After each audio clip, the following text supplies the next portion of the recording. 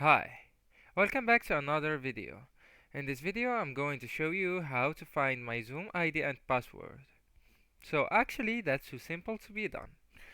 Anyways, first you just need to go into a new window on your browser and then type zoom.us and then till here what you gotta do, you will just sign up or sign in. It depends if you already have an account or not. For me, I already signed in, so I just need to go into my account on the top right corner, then click on it. Alright, so once you're here, what you gotta do, you will go into your picture, then select your profile. Alright, then go into my account, click on profile on the left side, then scroll down until you see meeting.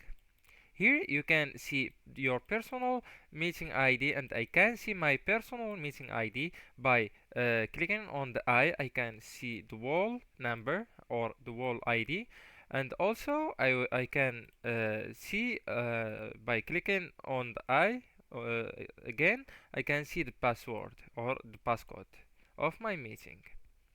Anyways, there are some additional informations like the invite link here.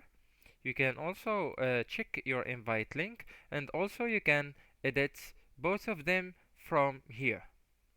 There is another option that you can get through. You can launch your Zoom Workplace app, then go into your picture here on the top right, and then click on settings.